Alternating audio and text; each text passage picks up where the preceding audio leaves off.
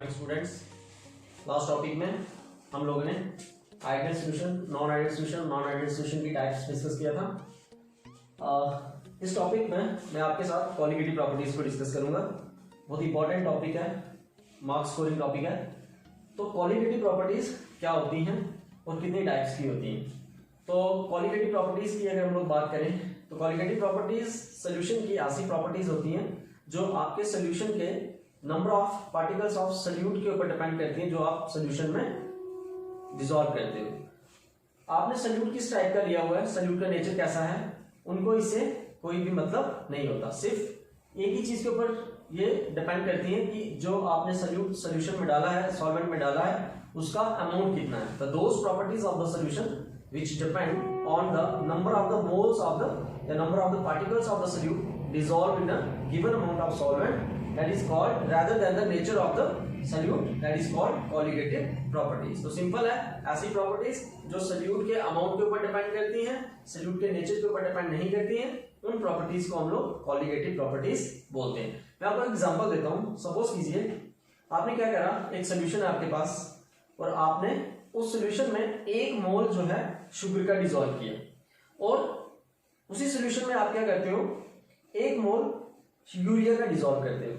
तो जो lowering in vapour pressure आता है, चाहे आप लोग शुगर का 1 मोल डिसॉल्व करो या आप यूरिया का 1 मोल डिसॉल्व करो, वो सेम आती है। मतलब आपको इससे मतलब नहीं है कि आप क्या डिसॉल्व कर रहे हो, आपका मतलब ये है कि आपने कितना अमाउंट उसका उसमें ऐड किया है। जैसे 1 मोल शुगर और 1 मोल यूरिया, दोनों का क्वांटिटी सेम है, तो जो लोअरिंग इन वेपर प्रेशर आएगा वो सेम आएगा। ये उसके ऊपर डिपेंड नहीं करेगा कि आप लोग सोल्यूट कौन सा ऐड कर रहे हो, चाहे आप लोग यूरिया ऐड कर रहे हो चाहे आप शुगर ऐड कर रहे हो, दोनों नॉन वोलेटाइल है, तो जो लोअरिंग इन वेपर प्रेशर आएगा दोनों केसेस में वो सेम आएगा। तो इस एग्जांपल से हम लोग ये समझ सकते हैं कि ऐसी प्रॉपर्टीज जो सोल्यूट के अमाउंट के ऊपर डिपेंड कर रही है, ना कि सोल्यूट के नेचर के ऊपर, उसको हम लोग बोलते हैं क्वालिटेटिव प्रॉपर्टी। तो इंपॉर्टेंट क्वालिटेटिव प्रॉपर्टीज जो है वो कौन कौन सी हैं, 4 टाइप्स की इंपॉर्टेंट क्वालिटेटिव प्रॉपर्टीज हम लोग पढ़ते हैं। तो पहला है relative lowering of vapour pressure, उसके बाद हम लोग ऑस्मोटिक प्रेशर पढ़ते हैं, elevation of boiling point and depression of freezing point. तो ये 4 इंपॉर्टेंट टाइप्स की क्वालिटेटिव प्रॉपर्टीज हैं।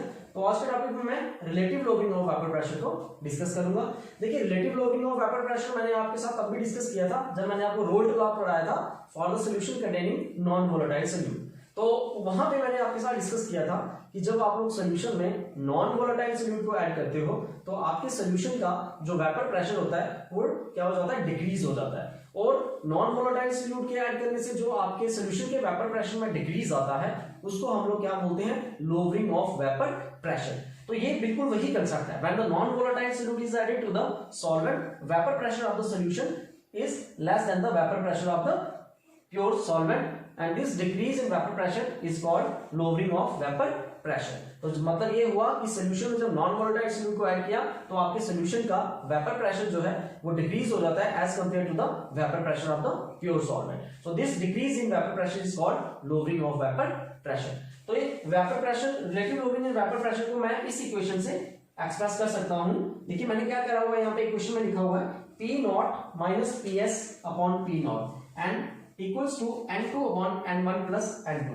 तो इस इक्वेशन में ये जो P0 है ये क्या है, आपका vapour pressure of the solvent in pure state, और ये जो PS मैंने यहाँ पे लिखा हुआ है ये क्या है, total pressure of the solution.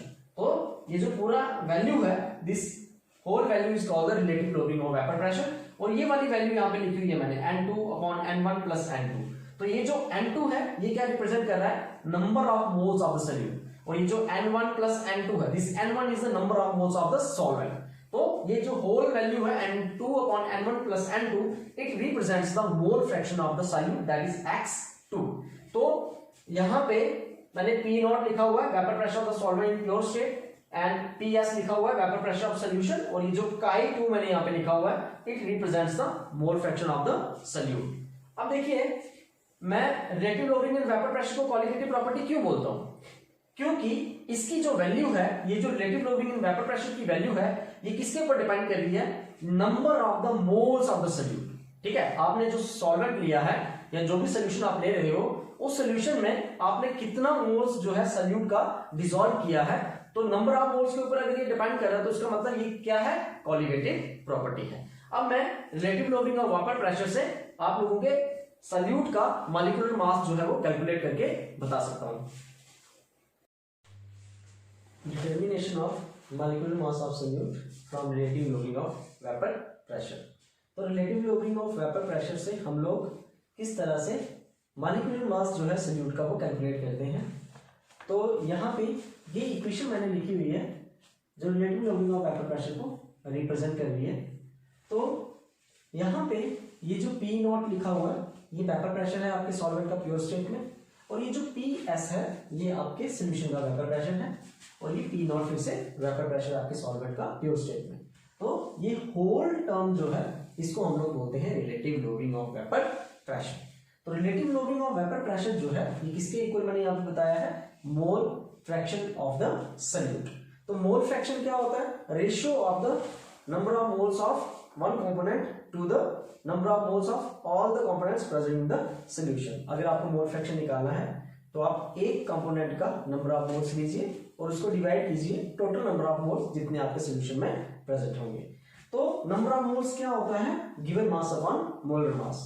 तो यहाँ पे जो N2 है ये नंबर ऑफ मोल्स है आपके सोल्यूट की, और ये जो N1 है ये नंबर ऑफ मोल्स है आपके सॉल्वेंट की।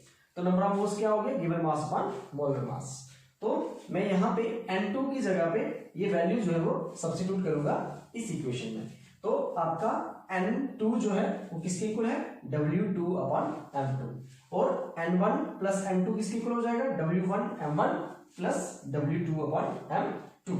ये मास है आपके सोल्यूट का, और ये है आपका मोलर मास आपके सोल्यूट का, ये आपका मास है सॉल्वेंट का, ये मोलर मास है आपके सॉल्वेंट का।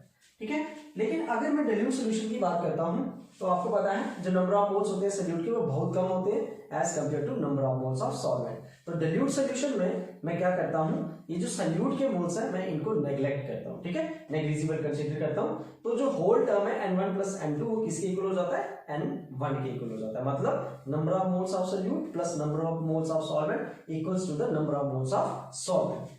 तो इस इक्वेशन को मैं यहाँ पे रिप्रेजेंट कर रहा हूं N1 plus N2 equals to N1, तो ये क्या हो जाएगा W2 upon M2 upon W1 upon M1।